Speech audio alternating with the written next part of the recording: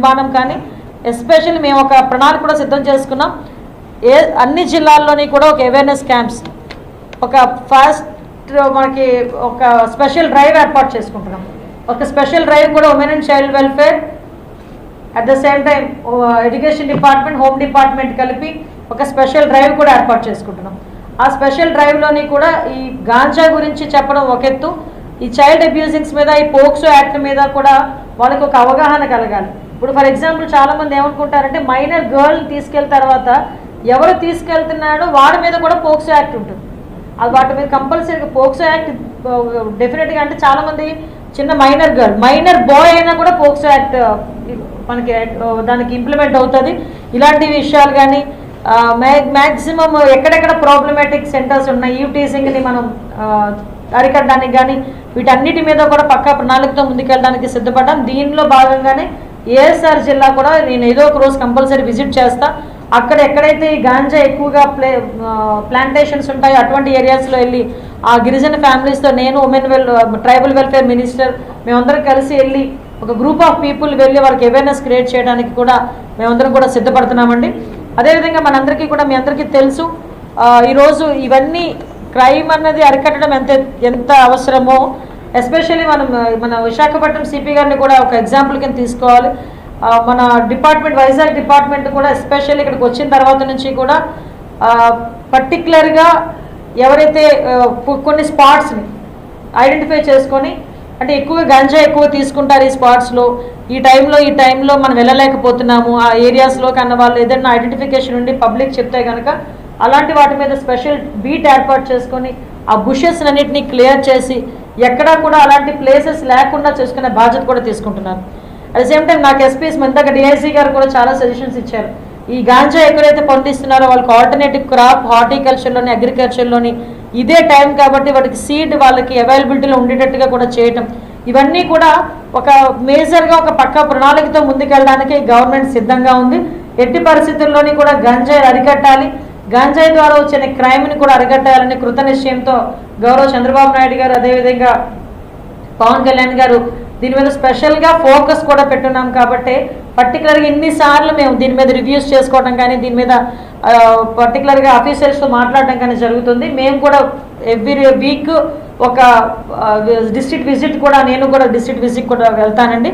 అదే same time నేను ఏమంటానంటే పోలీస్ డిపార్ట్మెంట్ వాళ్ళు ఎంత పని చేయాలి అని మనం ముందుకు తోసినా వాళ్ళకి కావాల్సిన ఫెసిలిటీస్ మినిమం మీకు చాలా సందర్భాల్లో చెప్పాను. ఈ వైజాగ్ మొత్తానికి, ఈ జిల్లా మొత్తానికి నాకు తెలిసి 2 ఉన్నాయి డాగ్స్. ఎంతమేరకు వీళ్ళు పని చేయగలరు, ఎంతమేరకు వాళ్ళు ఐడెంటిఫై చేయగలరు? ఈవెన్ ఇందాకే నాకు చెప్పారు, స్పాట్లోని డ్రగ్ తీసుకున్నారా లేదా అని ఐడెంటిఫై చేయడానికి ఒక టూల్ ఉంటుందండి. ఆ టూల్ కాస్ట్ 4000 రూపీస్. లాస్ట్ ఉండేది 5 సంవత్సరాలు లేదు. అంటే అలాంటి టూల్స్ అలాంటివి వీళ్ళకి కనుక ఇస్తే ఇమీడియట్గా వాళ్ళు ఐడెంటిఫై చేయడానికో, వాడు డ్రగ్ తీసుకున్నాడా ఏం తీసుకున్నాడని తెలియడానికి వాళ్ళకు ఒక ఐడెంటిఫికేషన్ ఉంటుంది. ఇంతకుముందు నేను మళ్ళీ మా అసెంబ్లీలో కూడా చెప్పాను, ఫింగర్ ప్రింట్ ఐడెంటిఫికేషన్ సిస్టమ్ ఉండేది ఇంతకుముందు. ఎవరైనా అన్ఎక్స్పెక్టెడ్గా అక్కడ కొంచెం సస్పీషియస్గా తిరుగుతున్నాడు ఒకడు, అరే నువ్వు ఎక్కడ ఉన్నావు ఒకసారి ఫింగర్ ప్రింట్ వేయి అని చెప్పి, ఈవెన్తో నాకు తెలిసి పామ్ ఐడెంటిఫికేషన్ కూడా ఉండేది ఇంతకుముందు. పామ్ పెట్టినా వాళ్ళు పెట్టినా కూడా వాడు ఇంతకుముందు క్రిమినల్ బ్యాక్గ్రౌండ్స్ ఏమున్నాయి, వాటి ఎన్ని కేసులు ఉన్నాయి, వాడి పొజిషన్ ఏంటి అన్నది క్లియర్ కట్గా బయటకు వచ్చేది. మీరు నమ్మరు, నేను ఏదో రాజకీయం మాట్లాడుతున్నానని కాదు. ఈరోజు వచ్చి ఏదో గొగ్గోలు పెట్టే పరిస్థితుల్లో వాళ్ళు మాట్లాడుతున్నారు తప్పించి లాస్ట్ 5 సంవత్సరాల్లో పోలీస్ వ్యవస్థని కంప్లీట్గా నిర్వీర్యం చేశారు. Even finger print identification system అనేది లేకపోతే ఎలా అవుతుందండి? ఇంతకుముందు ఎక్కడైనా గ్రూప్ ఆఫ్ పీపుల్ ఎక్కడైనా సభలు పెట్టుకున్నా, ఏదైనా ఆర్గనైజ్ చేసుకున్నా అక్కడికి ఫాల్కనర్స్ అని వెహికల్స్ వెళ్ళేవి. వాళ్ళు హాక్ అని చెప్పేసి ఒక వెహికల్ ఉండేది, వాటిలో సీసీ క్యామ్స్ ఉండేవి. ఎక్కడైనా అలాంటివి ఎవరైనా కొంచెం సంఘ విద్రోహ శక్తులు కనుక పనిచేస్తున్నారు అనుకుంటే ఈజీగా ఐడెంటిఫై చేసుకునే సిస్టమ్ ఉండేది. సో ఇప్పుడు అవన్నీ కూడా లేవు. మీరు నమ్ముతారా, మినిమం మెయింటెనెన్స్ లేదు పోలీస్ స్టేషన్స్కి. వాళ్ళు ఇన్వెస్టిగేషన్ మెయింటెనెన్స్ అని చెప్పేసి మళ్ళీ ఇప్పుడు మేము స్టార్ట్ చేయాలి. ఇంతకుముందు చంద్రబాబు నాయుడు గారు ఉండేటప్పుడు 6000 to 8000 రూపీస్ ఇచ్చేవారు. నేను మళ్ళీ చెప్తాను, పక్కన తెలంగాణలో 75,000 ఇస్తున్నారు. ఇందాకే నాకు పాపం అన్నమయ్య జిల్లా నుంచి ఒక ఎస్పీ చెప్తున్నారు, అక్కడ ఏమైనా గంజాయి పట్టుకుంటే దానికి సంబంధించిన ఐడెంటిఫికేషన్కో లేకపోతే ఇన్వెస్టిగేషన్కో మళ్ళీ చింతపల్లిలో లేకపోతే అరుకో రావాలంటే వాళ్ళకి మినిమం కాస్ట్ ఎంత, ఇన్వెస్టిగేషన్ ఛార్జెస్ సొంత జేబులో తీసి ఇచ్చే పరిస్థితి కూడా పోలీస్ డిపార్ట్మెంట్ పరిస్థితి అయిపోయింది. So even though police department వాళ్ళకి ఇవ్వాల్సిన టీఏడిఏలు కూడా లాస్ట్ 5 సంవత్సరాలు చెల్లించలేదు. ఈవెన్ వాళ్ళకి జీపీఎఫ్ నుంచి వచ్చే లోన్లు కూడా నేను మొన్న అసెంబ్లీలో కూడా చెప్పాను, ఆ లోన్ 850 కోట్ల రూపాయలు డైవర్ట్ అయిపోయింది. ఎందుకు డైవర్ట్ అయిందని వీళ్ళు కోర్టుకి వెళ్ళి కోర్టులో అడిగితే అది టెక్నికల్ ఇష్యూస్లో ఒక బటన్ నొక్కపోయి ఇంకో బటన్ నొక్కేమని చెప్పేసారు చాలా ఈజీగా. సో ఇటువంటి సిచ్యువేషన్స్ మధ్యలో ఈరోజు మళ్ళా పోలీస్ డిపార్ట్మెంట్ యాక్టివేట్ అయింది. పోలీస్ డిపార్ట్మెంట్ మళ్ళా మా వర్క్ ఇది, మా వర్క్ పరదాలు కట్టడమే కాదు, అవతల ఇంకొక పార్టీ వాళ్ళ ఇళ్ళ దగ్గర కాపలా కాయడం ఒకటే కాదు, మా పని ఇది అని చెప్పి ఈరోజు తెలుసుకొని వాళ్ళు ఐడెంటిఫికేషన్ చేసుకొని మళ్ళీ ముందుకు వెళ్తున్నారు. వాళ్ళందరినీ కూడా మనం ఎంకరేజ్ చేయాల్సిన అవసరం ఉంది. ఈరోజు ఏదో సోషల్ మీడియాను బేస్ చేసుకొని నోటుకు వచ్చినట్టు మాట్లాడేసి డిపార్ట్మెంట్ మీద బురద చల్లేదానికి, ముఖ్యంగా హోమ్ మినిస్టర్ మీద బురద చల్లేదానికి ఒక టార్గెటెడ్ వేలోని వెళ్ళడం అన్నది వాళ్ళకే మంచిది కాదు. నిజంగా మాట్లాడాలనుకుంటే దీని మీద క్రైమ్ విషయంలోని కానీ మీరు చేస్తున్న ఆరోపణల విషయంలోని కానీ ఎక్కడైనా డిస్కషన్కి నేను సిద్ధమంటున్నా. మీరు ఏదో ట్విట్టర్లో కూర్చొని ట్విట్టర్లో ట్వీట్ పెట్టుకొని ట్యాగ్ చేసేసి మమ్మల్ని ట్యాగ్ చేసేసి జనాలకి ఏదో ఒక రకంగా ఒక పర్సెప్షన్ క్రియేట్ చేయడానికని చూస్తున్నారే తప్పించి ఈ రోజుకి నేను చెప్తున్నా, మీరు క్రైమ్ గురించి లాస్ట్ 5 సంవత్సరాలు జరిగిన దాని గురించి మాట్లాడుకుందాం, ఆ ప్రీవియస్ 5 సంవత్సరాల గురించి జరిగిందని మాట్లాడుకుందాం. యావరేజ్ చూసుకుంటే ఈ 45 రోజులు జరిగిన దాని మీద నేను సిద్ధంగా ఉన్నాను మాట్లాడడానికి. మా గవర్నమెంట్ వచ్చిన తర్వాత కూడా ఎక్కడ కూడా క్రైమ్ పెరగలేదు. ఇంకా ఎవరైతే నిందితులు ఉన్నారో వాళ్ళని పట్టుకోవడంలో చాలా ఎఫెక్టివ్గా పనిచేస్తున్నారు మా పోలీస్ డిపార్ట్మెంట్.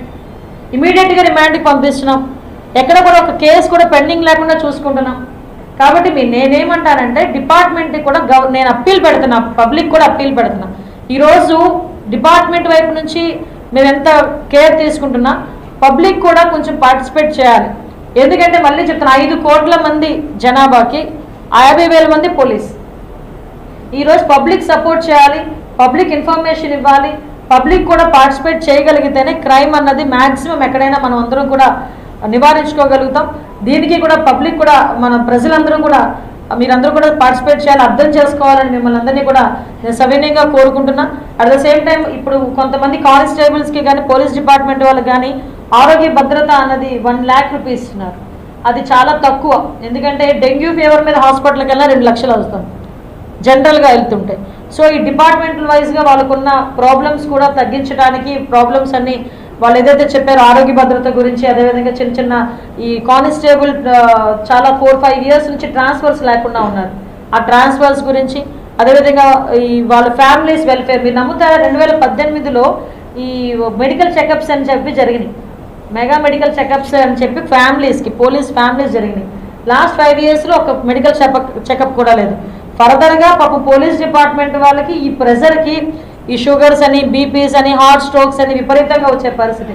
గవర్నమెంట్ సైడ్ నుంచి కూడా వాళ్ళ వెల్ఫేర్ విషయంలో వాళ్ళకి కూడా ఈ మెడికల్ చెకప్స్ అవి చేయించడానికి ఒక ప్రణాళిక కూడా సిద్ధం చేసుకుంటాం. పోలీస్ డిపార్ట్మెంట్ వాళ్ళకి కావాల్సిన ఫెసిలిటీస్ కల్పిస్తూనే వాళ్ళని పరిగెట్టించే పరిస్థితి. నేను డిపార్ట్మెంట్ వాళ్ళకి కూడా ఇందాక ఒకటే చెప్పాను, పోలీస్ అంటే భయం కాదు, పోలీస్ అంటే రెస్పెక్ట్ రావాలి. పోలీస్ అంటే భయం ఉన్న చోట మన పబ్లిక్ మన దగ్గర చేరరు. పోలీస్ అంటే గౌరవం ఉన్న చోట, అభిమానం వచ్చిన చోట కంపల్సరీగా పబ్లిక్ అనే వాళ్ళు మనకి అటాచ్ అవుతారు. వాళ్ళతో మనం కూడా వాళ్ళతో కలిపి పనిచేస్తే మనం ఈజీగా ఈ క్రైమ్ని, అదేవిధంగా మ్యాక్సిమం ఏదైతే గంజా అనుకున్నాం, ఇవన్నీ అనుకున్నామో వీటన్నిటిని కూడా ఓవర్కమ్ చేయొచ్చు అని చెప్పడం జరిగింది. ఈరోజు ఇంకా చాలా ఇష్యూస్ మీద మేమందరం కూడా మాట్లాడుకోవడం జరిగింది. వెహికల్స్ని కూడా as L as possible vehicles కూడా ప్రొవైడ్ చేయడానికి ప్రణాళికను కూడా సిద్ధం చేస్తున్నాం. ఇంకా ఒకటి మాత్రం చెప్తున్నానండి, ఈ గవర్నమెంట్ క్రైమ్ తగ్గించడంలో కానీ, ప్రజల భద్రత విషయంలోనే కానీ, ఎస్పెషల్లీ మహిళా భద్రత విషయంలోని ప్రత్యేకమైన దృష్టి పెట్టి ఎవరైనా అటువంటి ఇష్యూస్ ఏదైనా పాల్పడినట్టు జరిగినా కూడా డెఫినెట్గా వాళ్ళ మీద ఉక్కుపాదం మోపడానికి, వాళ్ళ మీద ఎటువంటి యాక్షన్ తీసుకోవడానికి సిద్ధంగా ఉంది. ఈ విషయం మీకు మొన్న వైట్ పేపర్ రిలీజ్ రోజు చంద్రబాబు నాయుడు గారు కూడా చెప్పారు, మేమందరం కూడా పదే మీ అందరికీ కూడా చెప్పడం జరుగుతుంది. ఈ విషయంలో ప్రజలందరూ కూడా మాకు అందరికీ కూడా సహకరించాలని, పత్రికా సోదరులు కూడా మాకు సహకరించాలని మనస్ఫూర్తిగా కోరుకుంటున్నాను.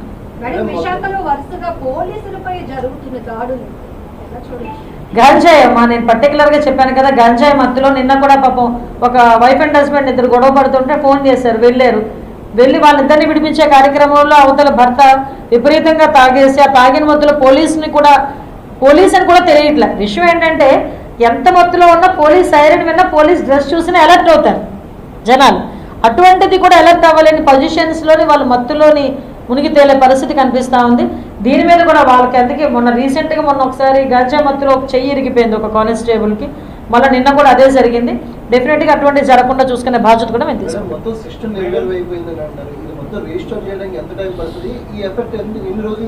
ఎస్, మీకు ఒక విషయం చెప్తానండి, రీస్టోర్ చేయడానికి డెఫినెట్గా కొంత టైం టేకన్ అయితే అవుతుంది. ఎందుకంటే ఏదైతే సిస్టమ్స్ అన్నీ ఉన్నాయో మళ్ళీ వాటన్నిటిని తీసుకురావాలి, వాటిని ఇంప్లిమెంటేషన్స్లోకి తీసుకురావాలి, అవన్నీ కూడా చేసుకోవాలి. కానీ మా పోలీస్ డిపార్ట్మెంట్ వాళ్ళు మాత్రం చాలా ఎగర్గా ఉన్నారు. ఎందుకంటే మీరు అబ్జర్వ్ చేయండి, ఇప్పుడు వరకు ఉన్న కేసెస్ ఏదైతే జరిగినాయో ప్రాంప్ట్గా కొన్ని కేసెస్ ఉన్నాయి. ఆ కేసు అన్నింటిలోని కూడా ఇమీడియట్గా 36 అవర్స్లోనూ 48 అవర్స్లో నిందితులు పట్టుకోవడం, వెంటనే వాళ్ళని రిమాండ్కి పంపించడం, నెక్స్ట్ ఫర్దర్గా అక్కడ జరగకుండా చూసుకోవడం, అక్కడ క్యాంప్స్ ఏర్పాటు చేసుకోవడం, బీట్స్ ఏర్పాటు చేసుకోవడం. మరి ఈ పహారా అని ఈ మధ్య కాలంలోనే మళ్ళీ మన విజయవాడ పోలీసులు కూడా దాని మీద పెట్టుకోవడం, ఈ బీట్స్ అని పెట్టుకోవడం. అంటే నిజంగా బీట్ కానిస్టేబుల్ అక్కడికి వెళ్తున్నారా లేదా చూసుకోవడానికి స్పెసిఫిక్గా మ్యాపింగ్ కూడా చేసుకుంటున్నారు. అంటే చాలా ఎఫెక్టివ్గా వర్క్ చేయడానికి ఈరోజు పోలీస్ డిపార్ట్మెంట్ అంత సిద్ధంగా ఉంది.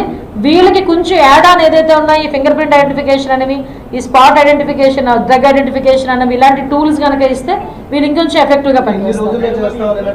ఎన్ని రోజులు మేము టార్గెట్ ఏం కాదండి, రీస్టోర్ చేయడం చాలా important, as well as possible. ఇప్పుడు విషయం చెప్పమంటారా, మొన్న మీకు చెప్పాను, ఈవెన్ వెహికల్స్కి మహేంద్రవాడు పేపీ పోలీసుని మొన్నటి వరకు బ్లాక్ లిస్ట్లో పెట్టాడు. మీరు నమ్ముతారా, సిపి ఆఫీస్ కూడా తాకట్లో ఉంది. మనకు తెలుసో లేదా మా సిపి గారికి తెలిసిందండి, ఏదో రోజు నోటీస్ అందిస్తే మనం వెళ్ళిపోవాల్సి వస్తుంది. అంటే నేను ఎందుకు చెప్తున్నానంటే, ఎగ్జాంపుల్ సిపి ఆఫీసులు అంటే ఆఫీసులనే తాకట్టు పెట్టేశారంటే ఇంక భద్రత ఏంటంటే నాకు అర్థం కాదు. అంటే పోలీస్ డిపార్ట్మెంట్కి భద్రత లేకుండా పోయింది లాస్ట్ గవర్నమెంట్లో. అంటే అటువంటి సిచ్యువేషన్ అంటే ఇంచుమించుగా జీరో సిచ్యువేషన్ నుంచి మేము రీస్టోర్ చేయాలి.